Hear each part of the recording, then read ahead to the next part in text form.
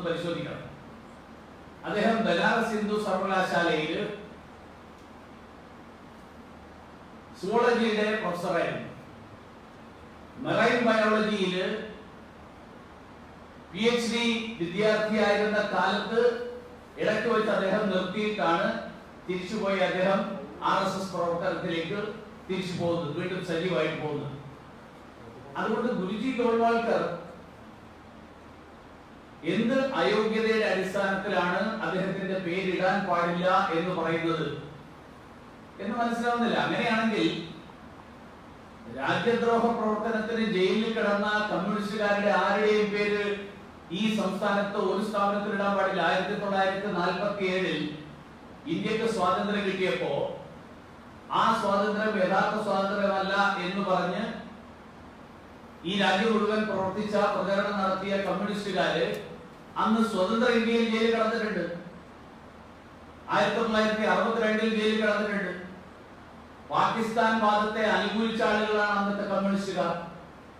അപ്പൊ അവരൊക്കെ കേരളത്തിൽ മാന്യന്മാരാവുകയും ഈ നാടിന്റെ ദേശീയതയ്ക്ക് വേണ്ടി നിലകൊള്ളുന്ന ഗുരുജി ഗോൾവാൾക്കർ അനഭിമതനാകുകയും ചെയ്യുന്നതിന്റെ മാനദണ്ഡം, ആ മാനദണ്ഡമാണ് മനസ്സിലാക്കാത്തത്.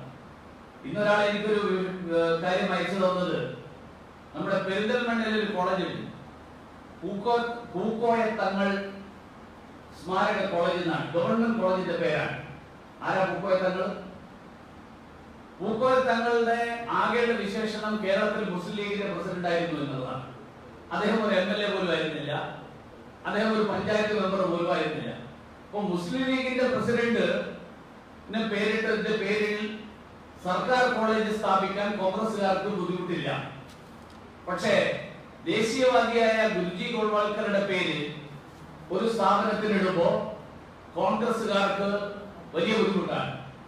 കെ കരുണാകരന്റെ കാലത്താണ് 1975 കെ കരുണാകരൻ കോൺഗ്രസ് നേതാവായിരുന്ന കാലത്ത് CPIയുടെ നേതാവായിരുന്ന ശ്രീ C അച്യുതമേനോൻ മുഖ്യമന്ത്രിയായിരുന്ന കാലത്ത്, ആ കാലത്താണ് പെരിന്തൽമണ്ണയിലെ കോളേജ് സ്ഥാപിക്കപ്പെട്ടത്. കമ്മ്യൂണിസ്റ്റുകാര് മലപ്പുറം ജില്ലയുണ്ടാക്കി ലീഗിന്റെ വർഗീയവാദത്തിനും വിഘടനവാദത്തിനും പിന്തുണ നൽകിയ കാലം നമുക്കറിയാം. അതിന്റെ തുടർച്ച കോൺഗ്രസും CPM-ഉം CPI-യും ഒക്കെ അതിന്റെ തുടർച്ചയായിട്ടാണോ പൂക്കോയ തങ്ങളുടെ പേര് കേരളത്തില് ഒരു ഗവൺമെന്റ് കോളേജിൽ ഇടുമ്പോ അതിനെ കുറിച്ചൊന്നും എതിർപ്പില്ല. ആകെ ഗുരുജി ഗോൾവാൾക്കറുടെ പേരിൽ മാത്രമാണ്. അതൊക്കെ പഴയ കാലത്ത് ചെലവാകും. ഇന്നത്തെ കാലത്ത് ഈ തരത്തിലുള്ള എതിർപ്പുകൾക്കൊന്നും ഒരു പ്രസക്തിയില്ല. ഡോക്ടർ പൽപുവിന്റെ പേരിട്ടുകൊണ്ട് ശശി തരൂർ ഒരു നിർദ്ദേശം വെച്ചിട്ടുണ്ട്, അതിനോട് പൽപുവിന്റെ പേരിടാം, തീർച്ചയായിട്ടും ഇടാലോ. എന്തുകൊണ്ടാ പൽപുവിന്റെ പേര് പൂക്കോയ തങ്ങൾക്ക് പകരം ഇടാതിരുന്നത് എന്നുള്ളത് ശശി തരൂർ ആദ്യം പറയണം. BJP സംസ്ഥാന കമ്മിറ്റിയുടെ നിർദ്ദേശപ്രകാരമാണോ? BJP സംസ്ഥാന കമ്മിറ്റിക്ക് ഇങ്ങനത്തെ നിർദ്ദേശമൊന്നുമില്ല. ഇതൊക്കെ കേന്ദ്ര സർക്കാരിന്റെ തീരുമാനം. സംസ്ഥാന കമ്മിറ്റി അങ്ങനെ ഒരു നിർദ്ദേശം കൊടുത്തിരുന്നു. CPM ശൈലിയല്ല ഞങ്ങളുടെ. CPM-ല് സർക്കാർ എന്ത് തീരുമാനിക്കണം എന്നുള്ളത് പാർട്ടി തീരുമാനിക്കുന്ന ശൈലിയാണ്. ഭാരതീയ ജനതാ പാർട്ടിയിൽ സർക്കാരിന്റെ തീരുമാനം സർക്കാർ എടുക്കുന്നതാണ്. ഈ രാജീവ് ഗാന്ധി സെന്റർ ഫോർ ബയോടെക്നോളജിക്ക് ഒരു ഗവേണിംഗ് കൗൺസിൽ ഉണ്ട്. അവരാണ് തീരുമാനം എടുക്കുന്നത്. അതിൽ മറ്റാർക്കും ഒരു റോളില്ല.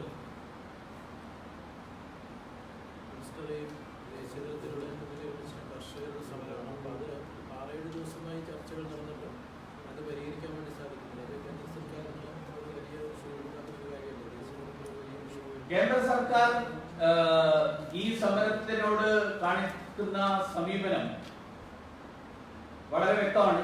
അതുകൊണ്ടാണ് കേന്ദ്രത്തിൽ ആഭ്യന്തരമന്ത്രിയും പ്രതിരോധ മന്ത്രിയും ഉൾപ്പെടെ മന്ത്രിസഭയിലെ 2-3 സ്ഥാനക്കാരായിട്ടുള്ള മന്ത്രിമാരുൾപ്പെടെ പങ്കെടുത്തുകൊണ്ട്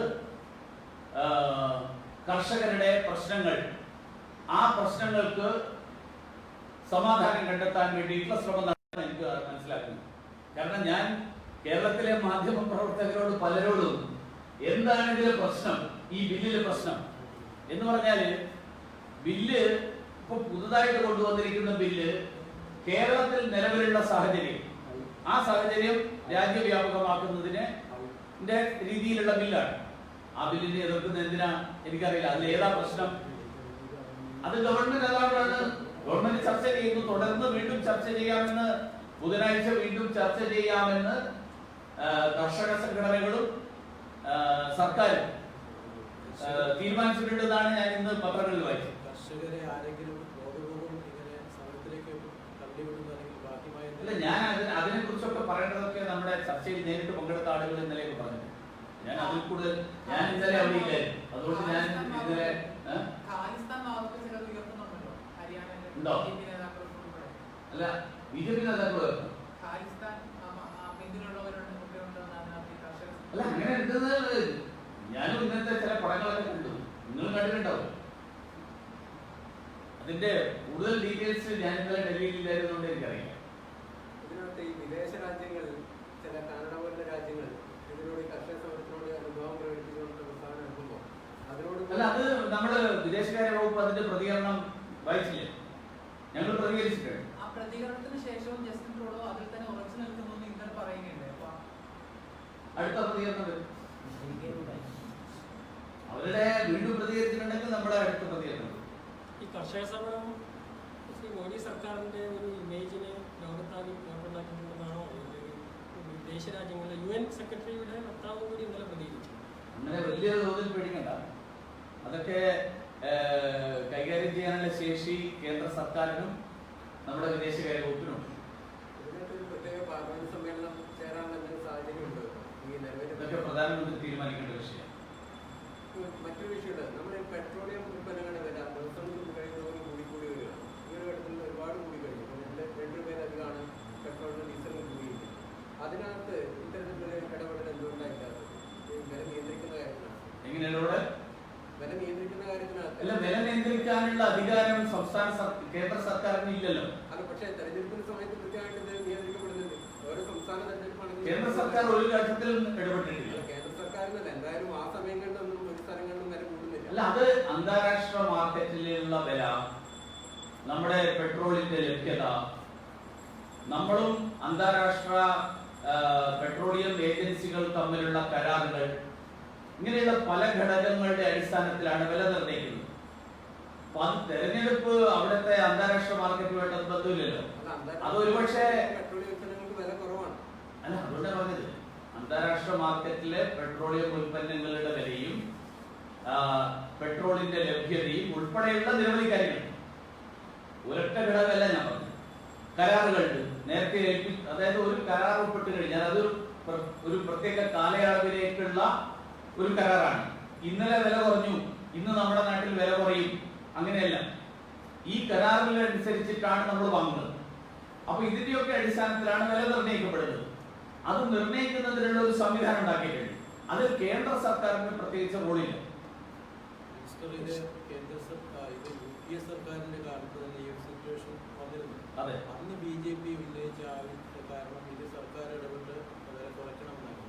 ഇപ്പൊ BJP അധികാരത്തിലിരിക്കുമ്പോൾ ഇതേ ആവശ്യം ഉന്നയിക്കാൻ BJPയുടെ ഭാഗത്തുനിന്ന് തയ്യാറാവുന്നില്ല. സമയം സ്വീകരിക്കുന്നത് അല്ല, അത് ഞാൻ അതായത് അന്നത്തെ കാലവും ഇന്നത്തെ കാലവും തമ്മിൽ വലിയൊരു വ്യത്യാസമുണ്ട്.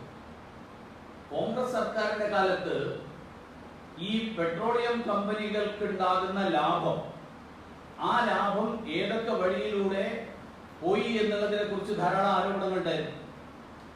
ഇന്ന് ഈ സർക്കാരിന്റെ കാലത്ത് പെട്രോളിയം കമ്പനികൾക്ക് ഉണ്ടാകുന്ന ലാഭം, ആ ലാഭമാണ് നമ്മുടെ രാജ്യത്ത് ജനക്ഷേമകരമായിട്ടുള്ള പല പ്രവർത്തനങ്ങൾക്കും വേണ്ടിയിട്ട് ഉപയോഗിക്കുന്നത്. ജനങ്ങൾക്ക് തന്നെ തിരിച്ചു കിട്ടുകയാണ്. ഈ രാജ്യത്തെ എല്ലാവർക്കും 2022 വീടുണ്ടാകണം, പാർപ്പിടം ഉണ്ടാകണം എന്ന് ഗവൺമെന്റ് തീരുമാനം എടുത്തിട്ടുണ്ട്. കേന്ദ്ര സർക്കാർ അതിനു വേണ്ടിയിട്ടുള്ള കേന്ദ്രത്തിന്റെ വിഹിതം, ആ വിഹിതത്തിന്റെ ഒരു അംശം ഇതിൽ നിന്നാണ് വരുന്നത്. നമ്മുടെ കുടിവെള്ളം, കാസർഗോഡ് കുടിവെള്ളത്തിന് വലിയ ക്ഷാമം നേരിടുന്ന ഒരു പ്രദേശമാണ്. എല്ലാ വീട്ടിലും കുടിവെള്ളം എത്തിക്കണം എന്നുള്ളത് നരേന്ദ്രമോദി സർക്കാർ 2024 പ്രാവർത്തികമാക്കുമെന്ന് പ്രഖ്യാപിച്ചിട്ടുണ്ട്. എല്ലാവർക്കും കുടിവെള്ളം എത്തിക്കാൻ വേണ്ടിയിട്ടുള്ള തുക വകയിരുത്തുന്നത് ഇതേപോലെ സർക്കാരിന്റെ ഈ വരുമാനത്തിൽ നിന്നാണ്. ഇപ്പൊ നമ്മുടെ തോമസ് ഐസക് അടക്കം പറയുന്നത് നമ്മുടെ കിഫ്ബിയുടെ തിരിച്ചടവ് പോലും പെട്രോളിൽ നിന്ന് 1 രൂപ വീതം എടുത്തിട്ടാണ്. 1 ലിറ്റർ പെട്രോളിൽ നിന്ന് 1 രൂപ കിഫ്ബി തിരിച്ചടവിന് വേണ്ടിയിട്ട് ഉപയോഗിക്കുന്നുണ്ട്. അപ്പൊ ഇങ്ങനെയുള്ള ശരിയായിട്ടുള്ള മാർഗങ്ങളിലേക്ക് ഉപയോഗിക്കുന്നതും കോൺഗ്രസ് സർക്കാരിന്റെ കാലത്ത് ഈ പെട്രോളിയം ഉൽപ്പന്നങ്ങളിൽ നിന്നുണ്ടാകുന്ന വരുമാനം, ആ വരുമാനത്തെ ഉൾപ്പെടെയുള്ള പല കാര്യങ്ങളിലും ഉണ്ടായിട്ടുള്ള ക്രമക്കേടുകൾ, അതിലുണ്ടായിട്ടുള്ള കള്ളപ്പണ ഇടപാടുകൾ നിങ്ങൾക്കറിയാലോ. നട്വർ സിംഗിന്റെ ഒക്കെ കാലത്ത് ഉണ്ടായിട്ടുള്ള പല കാര്യങ്ങളും അക്കാലത്ത് വലിയ അന്വേഷണവും ആക്ഷേപവും ഒക്കെ ഉണ്ടായിട്ടുള്ളതാണ്. അതുപോലത്തെ ഒരാക്ഷേപവും നരേന്ദ്രമോദി സർക്കാരിന്റെ കാലത്ത് ഉണ്ടായിട്ടില്ല. ഒരു സാമ്പത്തിക ഇടപാടിലേക്ക് സ്വകാര്യ കമ്പനികളെ ലാഭം ഉണ്ടാക്കാനല്ല, അത് അങ്ങനെ ഒരു ലാഭം ഉണ്ടാക്കാൻ സ്വകാര്യ കമ്പനികളല്ലല്ലോ, സഹായിക്കാൻ വേണ്ടിയുള്ള കാര്യം കൂടിയാണെന്ന് ഞങ്ങൾ ആരോപണത്തിലുണ്ടാവുന്നത്. സ്വകാര്യ കമ്പനികളല്ലല്ലോ. നമ്മുടെ രാജ്യത്ത് ഈ ബഹുഭൂരിപക്ഷം കമ്പനികളും പെട്രോളിയം ഓയിൽ മാർക്കറ്റിംഗ് കമ്പനികൾ എന്ന് പറയുന്നതൊക്കെ സ്വകാര്യമല്ലല്ലോ, അല്ലാത്ത ധാരാളം അവരാണല്ലോ തീരുമാനിക്കുന്നത്. പക്ഷേ ഈ വിലയുടെ കാര്യത്തിനകത്ത് ഉണ്ടാവുന്ന ഈ സാധാരണക്കാരെ ബാധിക്കുന്ന തരത്തിലേക്ക് ഇതിന്റെ വില ഒരു അസ്ഥിരമായിട്ടുള്ള രൂപത്തിലേക്ക് തന്നെ കൈകാര്യം ചെയ്യുമ്പോൾ അതിന് ആ രീതിക്ക് ഒരു മാറ്റം വരുത്തണം എന്നൊരു നിലപാട് കേന്ദ്ര സർക്കാരിന് കൈക്കൊള്ളുന്നു. അങ്ങനെ ഒരു ആവശ്യം ഇതുവരെ പൊതുവെ ഉയർന്നു വന്നിട്ടില്ല. അങ്ങനെ അതിനകത്തൊരു മാറ്റം വരുത്തണം എന്നൊരു ആവശ്യം വരുന്നില്ല. ഇല്ലല്ല, ആരും ഉന്നയിച്ചിട്ടില്ല. ഒരു പൊതുജനത്തിന്റെ ഒരു പ്രശ്നം സർക്കാരിന് അത് ഉൾക്കൊള്ളാൻ. കാരണം വെച്ചാല് മാർക്കറ്റിലുള്ള വില, ആ വിലക്കാണ് എല്ലാ സാധനങ്ങളും വാങ്ങുന്നത്. പെട്രോൾ മാത്രം അങ്ങനെ അല്ലാതാക്കണം എന്നുള്ള ഒരു ഇതുവരെ വന്നിട്ടില്ല. ചർച്ച ചെയ്യേണ്ട വിഷയം. കഴിഞ്ഞ ജൂലൈ 5-നാണ് തിരുവനന്തപുരം വിമാനത്താവളത്തിലൂടെ സ്വർണ്ണക്കടത്തുമായി ബന്ധപ്പെട്ട വിഷയമാണ്. ഇന്ന് ഡിസംബർ 5-ആണ്, ഏകദേശം 5 മാസം. അപ്പോൾ ആ വിഷയം സ്വർണം കടത്തി എന്നതാണ്. അതുമായി ബന്ധപ്പെട്ട് താങ്കളുടെ ചില ഇതൊക്കെ അങ്ങനെയൊക്കെ വിവാദമായിട്ട് ആ വിഷയം അവിടെ കിടക്കുകയാണ്. ഇപ്പൊ എത്തി ഇങ്ങനെ ED റൈഡും കാര്യമായിട്ട് ഊരാങ്കുളം സൊസൈറ്റിയിലൊക്കെ ഈ സ്വർണ്ണം ആരാ കൊണ്ടുവന്നു, ആരാ കൈമാറി, ഓൺലി കരിയർമാരുടെ കയ്യിൽ ആണ് ഇപ്പോൾ അറസ്റ്റ് ആയിട്ടുള്ളത്. ആര് കൊടുത്തയച്ചു, ആര് കൈമാറി, ആരാ ഇതിന്റെ പിന്നിൽ, എന്താണ് ഇതിന്റെ രാജ്യത്തോളം, എന്താ ഇതൊന്നും എവിടെയും അന്വേഷണമില്ല. അന്വേഷണം NIA ആണെങ്കിൽ ഇപ്പൊ അന്വേഷണം നിലച്ചപ്പെട്ടാണ്, ഒന്നുമില്ല. ED ആണെങ്കിൽ ഇതെന്താ ഇങ്ങനെ, ഇതിനകത്ത് വല്ല കുഴപ്പമുണ്ടോ? അല്ല, അന്വേഷണം നിലച്ചു എന്ന് പറയുന്നത് മാധ്യമ പ്രവർത്തകരായിട്ടുള്ള നിങ്ങൾക്ക് എല്ലാവർക്കും രസകരമായിട്ടുള്ള വാർത്ത കിട്ടുമ്പോൾ അതാണ് നിങ്ങൾ കൂടുതൽ കൊടുക്കുക. അത്ര രസകരമല്ലാത്ത വാർത്തകൾ നിങ്ങൾ അധികം കൊടുക്കില്ല. അതിനർത്ഥം അവിടെ ഒന്നും നടക്കുന്നില്ല എന്നല്ല, അതിനേക്കാൾ രസമുള്ള വാർത്തകൾ നിങ്ങൾക്ക് ഇവിടുന്ന് കിട്ടുന്നു എന്നാണ് എൻ്റെ അർത്ഥം. അന്വേഷണം നിലച്ചതായിട്ടുണ്ടെങ്കിൽ അത് എപ്പോഴാണ് പറയേണ്ടതെന്ന് വെച്ച് കഴിഞ്ഞാൽ, ഈ അന്വേഷിക്കുന്ന ഏജൻസി പറയുന്നിരിക്കട്ടെ, ഞങ്ങൾ ഈ അന്വേഷണം പൂർത്തിയാക്കി, ഞങ്ങൾക്ക് ഇത് എവിടെയും മുന്നോട്ട് പോകാൻ പറ്റുന്നില്ല എന്ന് അന്വേഷണ ഏജൻസികൾ പറയുന്നത് വരെ അന്വേഷണം നിലച്ചിട്ടില്ല. അതുകൊണ്ട് ആ നടപടികൾ മുന്നോട്ട് പോവുകയാണ്. ഈ മുന്നോട്ട് പോകുന്നതിനിടയിൽ ഇതിന്റെ പിന്നിൽ പ്രവർത്തിച്ചിട്ടുള്ള വലിയ ചില ആളുകളുണ്ട് എന്നൊക്കെയാണ് കോടതി തന്നെ ഇപ്പൊ പിന്നെയാന്ന് പറഞ്ഞത്. അപ്പൊ അത് വരുമ്പോ അതുകൂടി അന്വേഷിക്കേണ്ടി വരും. അവരുടെ സംരക്ഷണം കിട്ടിയിട്ടുണ്ടോ ഇല്ലയോ, അതാണ് ഇപ്പൊ നടക്കുന്നത്. അതും കൂടി നടക്കുന്നുണ്ട്. അതിനർത്ഥം മറ്റേത് തീരെ നടക്കുന്നില്ല, മറ്റേതിന്റെ കൂടെ ഇതും കൂടി നടക്കുന്നേ ഉള്ളൂ. മറ്റേ അന്വേഷണം പൂർണ്ണമായിട്ട് ഒഴിവാക്കിയിട്ടില്ല. ഇതിൽ 2 കാര്യങ്ങൾ വളരെ അടിസ്ഥാനപരമായിട്ടുള്ള വിഷയങ്ങളുണ്ട്. ഒന്ന്, ഇതിന്റെ ഒറിജിൻ, ആരാണ് ഇത് അവിടുന്ന് കൊടുത്തുവിട്ടത്. 2, ഇതിന്റെ എൻഡ് യൂസർ ആരായിരുന്നു. ഇത് രണ്ടും കണ്ടെത്തുക എന്നുള്ളത് ആണ് ഇതിലെ കേസിന്റെ ഏറ്റവും അടിസ്ഥാനപരമായിട്ടുള്ള കാര്യം. ആ കാര്യത്തിൽ അന്വേഷണം NIA അവസാനിപ്പിച്ചിട്ടില്ല, കസ്റ്റംസും അവസാനിപ്പിച്ചിട്ടില്ല. പ്രതികൾ വ്യക്തമാണോ?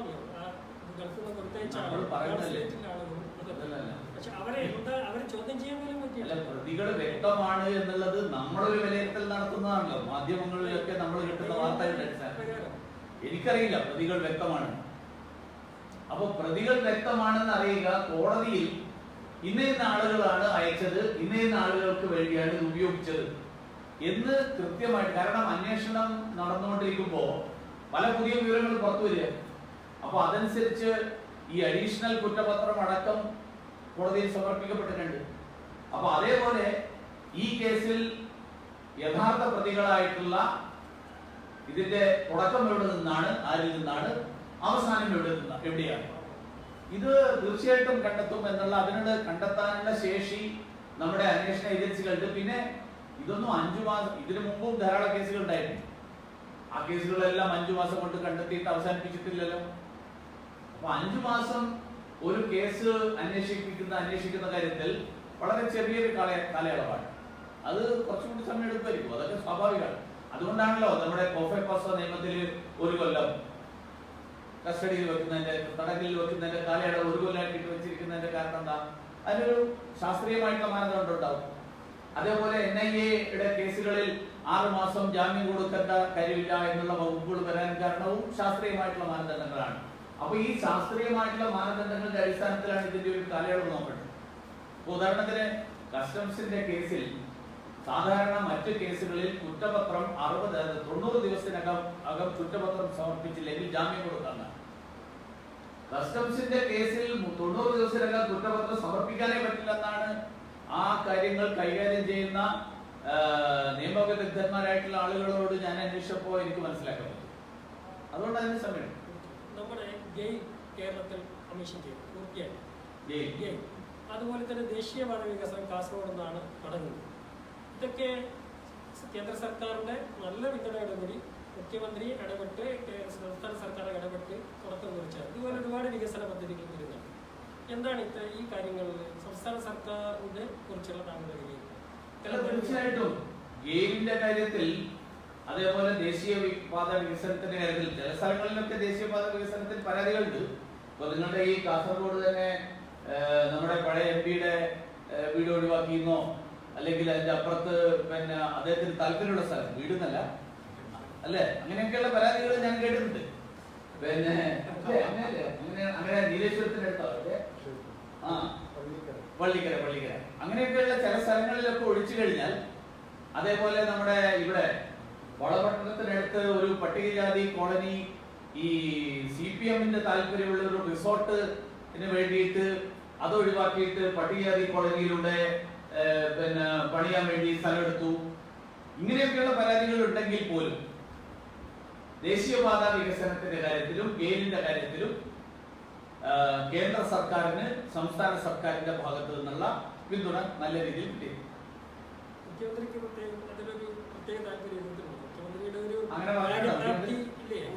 പ്രധാനമന്ത്രി പലതവണ മുഖ്യമന്ത്രിയെ ഓർമ്മിപ്പിച്ചതനുസരിച്ചിട്ട് മുഖ്യമന്ത്രി പ്രധാനമന്ത്രിക്ക് പിന്തുണ കൊടുത്തു.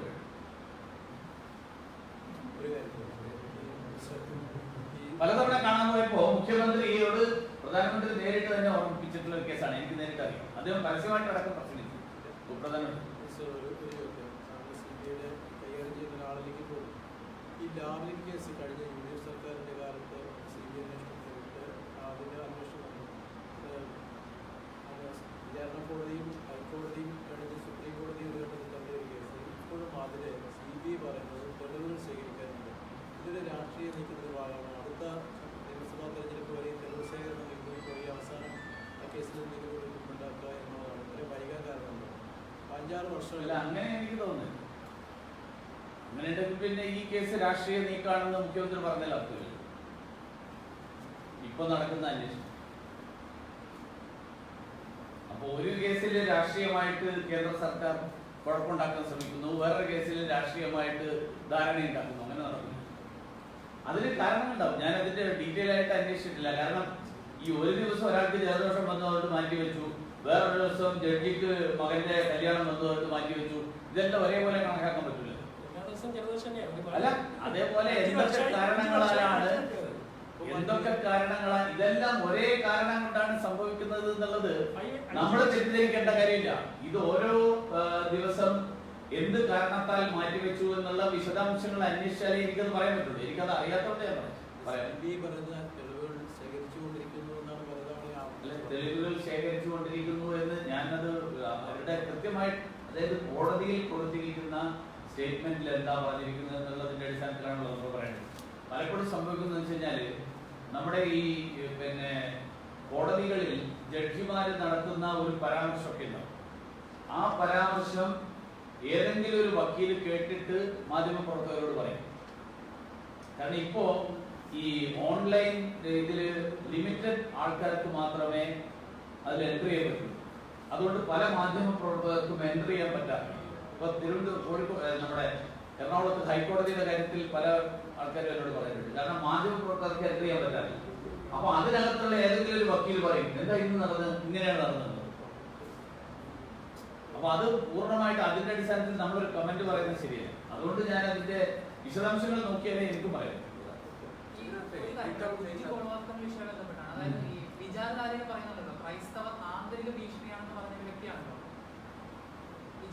എനിക്കറിയില്ല അതിന്റെ വിശദാംശം. അങ്ങനെ ക്രൈസ്തവർ ആന്തരിക ഭീഷണിയാണ് ധാരാളം ക്രൈസ്തവർ. അതായത് അതേ സമയത്ത് ഞാൻ പറയട്ടെ, ഇനി അഥവാ അങ്ങനെ പറയുന്നില്ല, നമ്മുടെ രാജ്യത്ത് ഹിന്ദു എന്നുള്ള വാക്കിന്റെ അർത്ഥം ഈ നാടിന്റെ ദേശീയതയിൽ വിശ്വസിക്കുന്ന എല്ലാവരുമാണ്, അത് മതപരമായിട്ടുള്ള ഒരു വിശേഷണമല്ല എന്നാണ് RSS വളരെ എത്രയോ തവണയായിട്ട് എത്രയോ കാലങ്ങളായിട്ട് വിശദീകരിച്ചിട്ടുണ്ട്.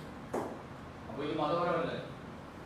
ഈ പൗരത്വ വിഷയം കാശ്മീരിലെ പ്രത്യേക പദവി എടുത്തുകളഞ്ഞാൽ ഈ യൂറോപ്പിലെ ചില ജനാധിപത്യ രാജ്യങ്ങൾ, സ്കാൻഡിനേവിയൻ കൺട്രീസ് പ്രത്യേകിച്ച് സ്വിറ്റ്സർലൻഡ് അടക്കമുള്ള രാജ്യങ്ങൾ, കനേഡിയൻ പ്രധാനമന്ത്രി അവർ ശക്തമായിട്ട് എപ്പോഴും ഒരു ജനാധിപത്യ, അതായത് സർക്കാരിന്റെ ചില നയങ്ങൾക്ക് ഒരു വിമർശനം ഉന്നയിക്കാറുണ്ട്. പഴയ UPA സമയത്തായിരുന്നെങ്കിൽ ഒരു കെട്ടുറപ്പുള്ള സർക്കാർ ലോകത്തിന് മുന്നിൽ എടുത്തുയർത്താൻ പറ്റാത്ത നേതാവെന്ന് വിമർശനം BJP കാര്യം ഉന്നയിച്ചിരുന്നതാണ്. പക്ഷേ ജസ്റ്റിൻ ട്രൂഡോ ഇന്നലെ അത് പറഞ്ഞിട്ട് ഒരു 12 മണിക്കൂറായിട്ടും ഇതേവരെ നമ്മൾ MA കാര്യം പ്രതികരിച്ച് കണ്ടിട്ടില്ല. രണ്ടാമത് പറഞ്ഞത് ഉറച്ചു നിൽക്കുന്നു ട്രൂഡോ പറഞ്ഞു.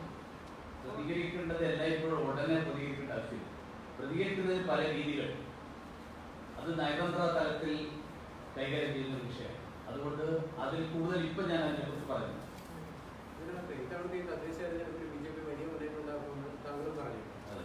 പക്ഷെ BJPയിലെ ചില നേതാക്കന്മാർ ഇതിനകത്ത് ഈ തെരഞ്ഞെടുപ്പ് രംഗത്ത് എവിടെയും കാണാനില്ലാത്ത കുറെ നേതാക്കന്മാരുണ്ട്.